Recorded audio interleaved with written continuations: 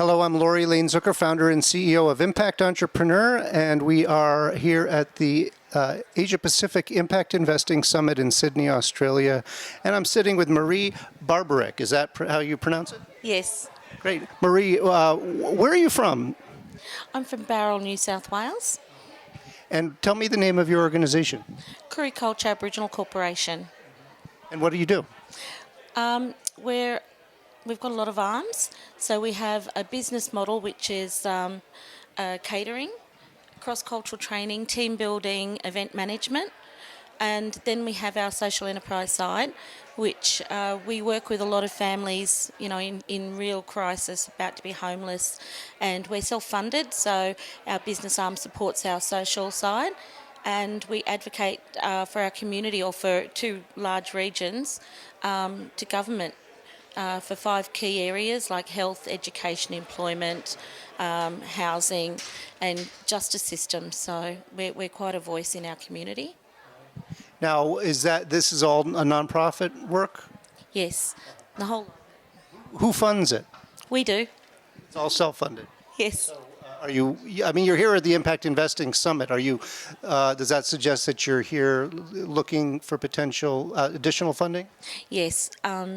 Because we work so much with the children that are dropping through the cracks, Aboriginal children, and they've lost their culture, they're not attending school and so on, we've got a very strongly designed program that helps us to work with them to educate them, but also teach them culture and employ them back into a workforce, give them skills that they can go out and get real jobs and be part of community rather than ending up in the justice system.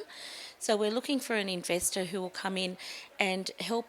We want to go into wholesale and we want to go into tourism, and we're ready for it. We've just got to find an investor to help us get there, and then we'll really be able to make an impact on our social side.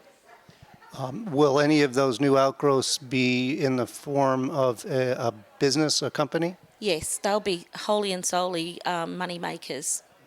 Yes. So this is your first summit? Yes, it is. Yes. Do you have some quick impressions of the people and the ideas that you're encountering here? Yeah, it's. I don't want to be rude, but it's very white thinking, very pigeonhole thinking, where Aboriginal businesses. We do it as a community, a family, and our traditional ways and our culture is very strong within our business framework. And I think as an Aboriginal business that's in growth and has a social side to it, these people here don't understand that. I think they're very confused about how they both work. They're very structured in their thinking, where we're very, very free. And our model, we've been around 8 years and we've gone from, starting back in the days where we were happy to make $100 a day or a week. And now our last job, we just took $97,000 for a job. So we've grown and in that 8 years, and we're very sustainable. So I think we're a good investment for someone who wants to take a leap of faith and come with us. But in this sort of environment, unless they understand our culture and who we are as a people, I think they would try to change us, change the business model, and then it won't work. So that's really interesting. I'd like to kind of just pursue that a little bit further.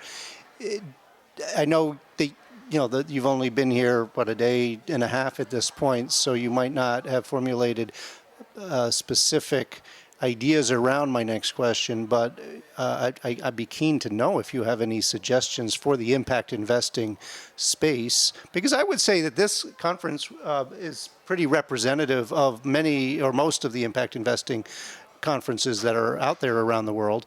How can the space be more welcoming and even more kind of authentically inclusive of Native peoples' ways of knowing and the models that kind of naturally emerge from that culture and that history and that worldview? I think what's missing here is, and I've thought about this like most of last night after being here yesterday, and I think what's missing is that they actually need to have a session that is run by Aboriginal people like myself that head organisations that have grown and been doing business and social enterprise for a long time, and actually understand how we do it, especially for people who are interested in investing in that industry, because let's face it, like tourism here in Australia is in a major growth over the next 5 years, and so is catering. Catering is going to grow at 3.8%, I think it is, in the next couple of years. So they're two key industries that are in major growth, and anyone who was interested in getting on board with an Aboriginal business will probably do quite well. Because there is no Aboriginal tourism services down here like it is out around Uluru, etc. And that's what we want to bring here to New South Wales. So they need to, if they want to invest, they need to hear and learn about how we do business and what the culture of business is for us. Everything else behind the scenes is the same.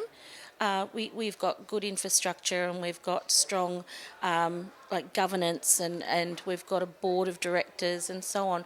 But it's the mental thinking of the structure around it, and that's what they need to understand, because everyone here have continued to repeat the same sort of words about business, and it is so pigeonholed. This is a structure. How it's got to work. So I think an investor would come in and go, oh my God, I can't work like this. I need to change it. And why would you change something that's survived and worked and grown and has a strong brand mark? Marie, thanks so much for sitting down with me. Actually, do you have a website domain address you can give us for if people want to get more information? Yeah, sure. Our website, if you just type in Koori Kulcha, which is Koori Kulcha, Koori Kulcha will come up everywhere. Great. Thank you very much, Marie. You're welcome. Thank you.